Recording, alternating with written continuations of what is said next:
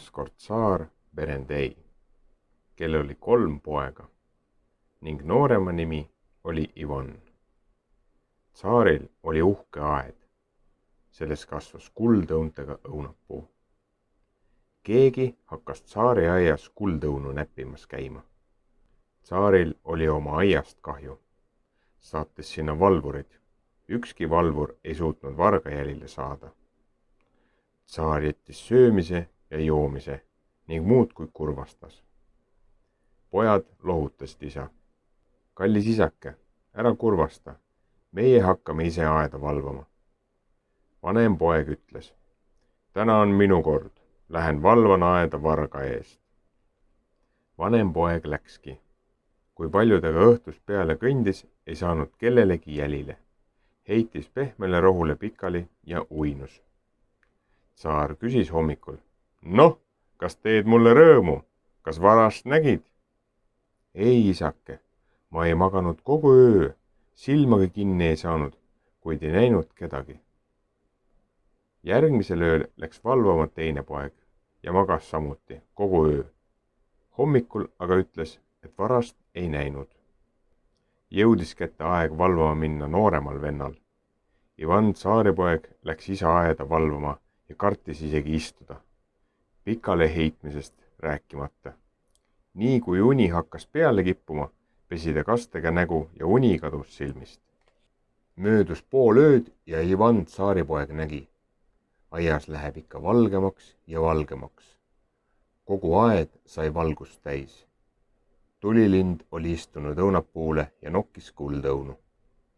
Ivan tsaaripoeg hiilis tasakesi õunapuu juurde ja haaras linnul sabast kinni. Tulilind tõusis õhku ja lendas ära. Tsaaripojale aga jäi linnust sabasult pihku. Hommikul tuli Ivan tsaaripoeg isa juurde. Noh, mu kallis Vanja, kas varast nägid? Kallis isake, tabada ma teda küll ei suutnud, aga sain jälile, kes meie aeda riisub. Tõin vargast mälestusegi kaasa. See on tulilind, kes õunu näppab. Tsaar võttis sule ja hakkas jälle sööma ning jooma, ega muretsenud enam aia pärast. Ühel ilusal päeval hakkas ta tulilinnule mõtlema. Ta kutsus pojad enda juurde ja ütles, mu kallid lapsed, võiksite saduldada tublid hobused, sõita laia maailma ja võõraid maid tundma õppida. Ehk leiate kuskilt tulilinnu. Pojad kummardasid isale, saduldasid tublid hobused ja asusid teele. Vanem ühele poole, keskmine teisele poole. Ivan tsaaripoeg aga hoopis ise kanti. Sõitis Ivan tsaaripoeg ja sõitis. Oli suvine päev. Ivan tsaaripoeg väsis ära. Ronis hobuse seljast maha, pani looma jalad kammitsasse, ise aga heitis magama.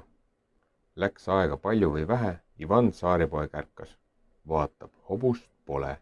Läks teda otsima. Käis ja leidiski oma hobuse. Ainult paljaks näritud luutast järel. Ivan tsaaripoeg kurvastas. Kuidas saab siis hobuseta nii kaugele minna? Mis seal ikka, mõtles Ivan tsaaripoeg. Kui juba tee ette võtsin, pole midagi parata. Ja hakkas jalgsi minema. Kõndis ja kõndis ning väsis surmani ära. Vajus pehmele rohule, istus ja nugurtses. Äkki jooksis kes teab kust tema juurde hall hunt.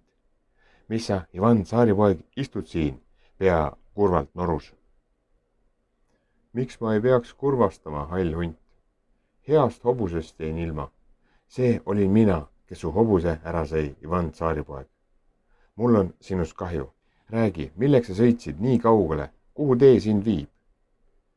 Isake saatis mind mööda laia maailma sõitma, tulilindu otsima. Oeh, sina oma tubli hobusega poleks ka 3 aastaga tulilinnu juurde jõudnud. Ainult mina tean, kus ta elab. Olgu peale, sõin su hobuse ära, aga hakkan sind truult teenima. Istu mulle selga ning hoia kõvasti kinni. Ivan tsaaripoeg istus halli hundi selga ja too hakkas kihutama.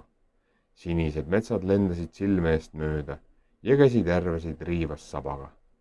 Läks aega palju või vähe, kui jõudis kõrge kindluse ette. Hall hunt ütles, kuula mind, Ivan tsaaripoeg, ja pea meeles. Roni üle müüri, ära karda, aeg on paras. Kõik valvurid magavad. Tornis on aken, aknal seisab kuldne puur. Puuris istub tulilind. Võta lind ja pane põue, aga vaata, et sa puuri ei puuduta. Ivan tsaaripoeg ronis üle müüri, nägi torni, aknal seisis kuldne puur, puuris istus tulilind. Ta võttis linnu ja pani põue, kuid jäi siis puuri imetlema. Ta süda lõi sees põlema. Ah, missugune kuldne, kallihinnaline. Kuidas ma seda siia maha saan jätta? Ja oligi meelest läinud, mida hall hunt oli käskinud. Nii kui noormees puuri puudutas, käisid hääled üle kindluse. Pasunad hakkasid puhuma, trummid põrisema, valvurid ärkasid, võtsid Ivan tsaaripoe kinni ja viisid tsaar Afroni ette. Tsaar Afron märatses raevust ning küsis, kes sa oled ja kust tuled? Olen tsaar Berendei poeg, Ivan tsaaripoeg. Küll on häbi, ise tsaaripoeg ja varastab. Aga kui teie lind meie aeda lendas ja seda rüüstas, oleksid sa minu juurde tulnud ja ausalt palunud, oleksin selle sulle niisama andnud, austusest sinu isa tsaar Berendei vastu. Nüüd aga lasen kõigis linnades jutu teie kohta lahti. Aga olgu peale, tee mulle teene, siis annan sulle andeks. Ühes tsaaririigis on tsaar Kuzmanil kuldlakaline ratsu. Too see mulle, siis annan sulle tulilinnu koos puuriga.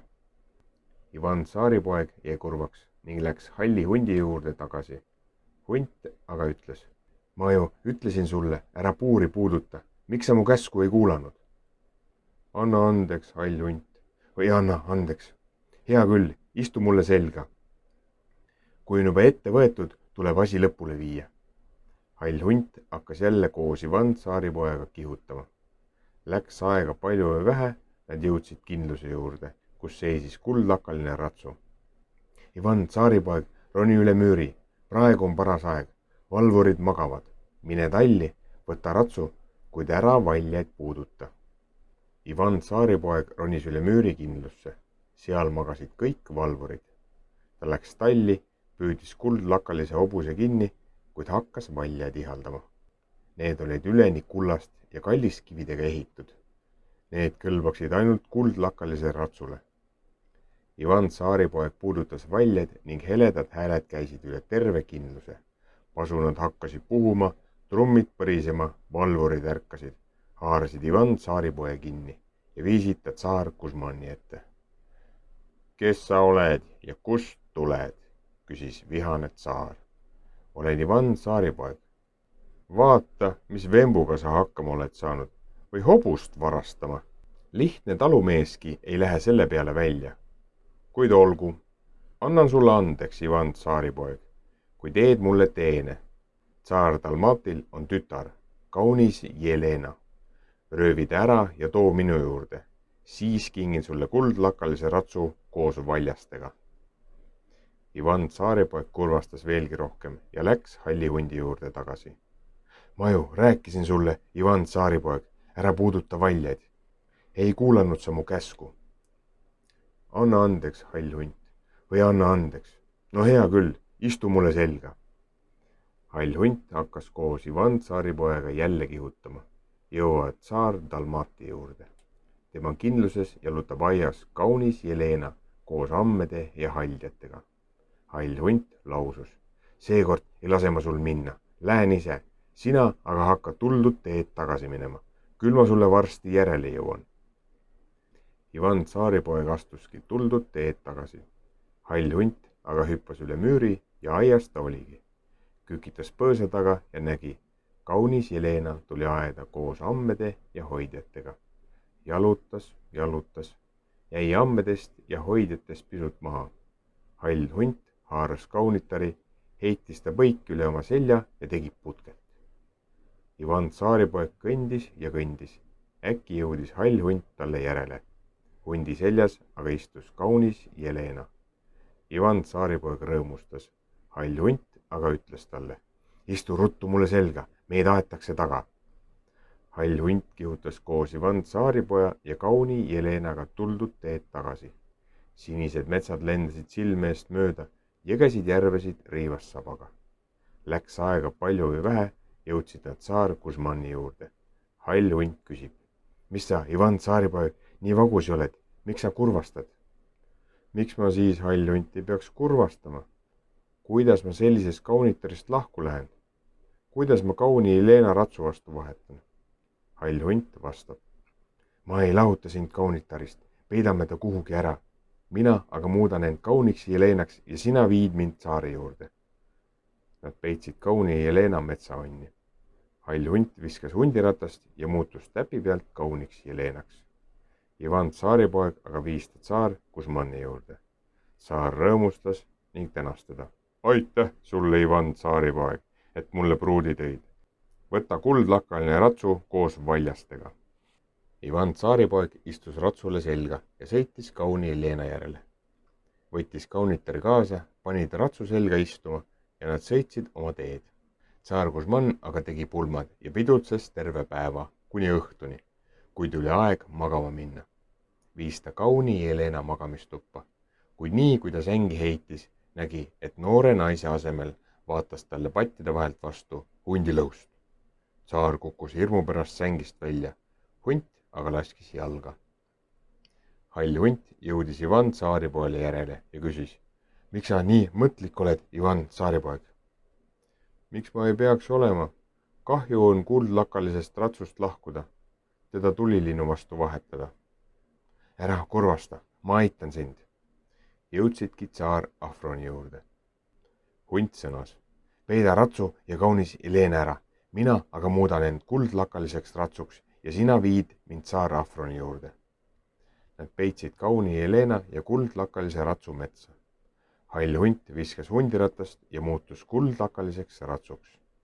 Ivan tsaaripoeg viis ta tsaar Afroni juurde. Tsaar rõõmustas ja andis talle vastutasuks tulilinnu koos kuldse puuriga.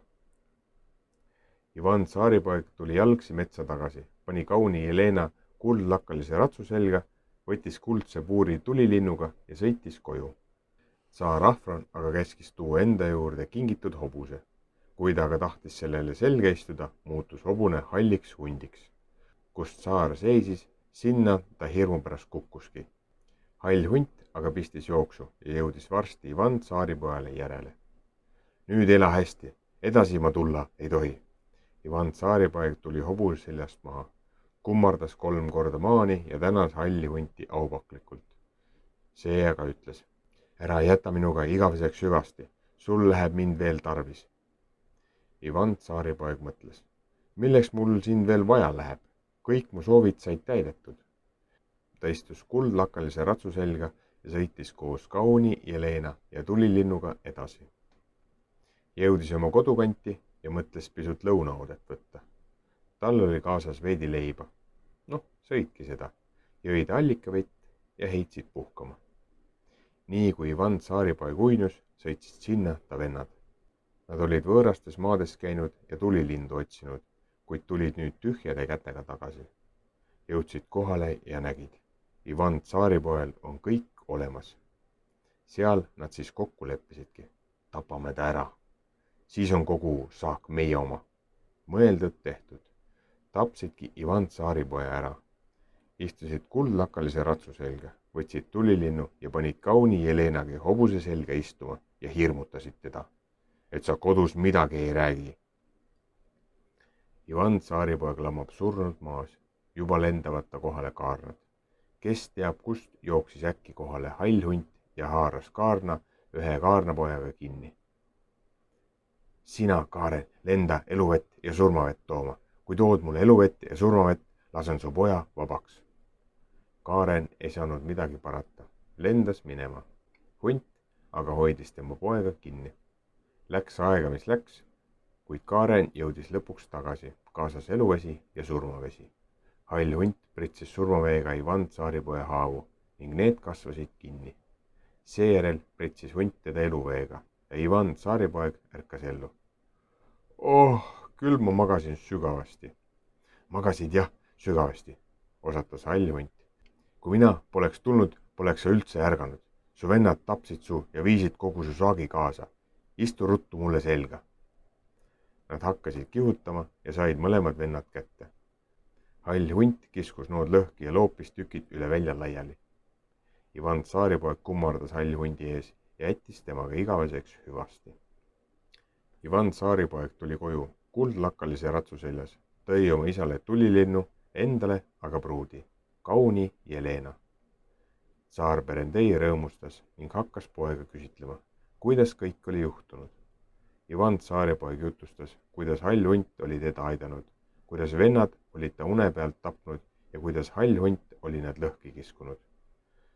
Tsaar Berendei nukrutses mõnda aega, siis muutus jälle rõõmsamaks. Ivan Tsaaripoeg aga võttis kauni Jelena endale naiseks ja nad hakkasid oma elu elama ega tundnud enam mingit muret.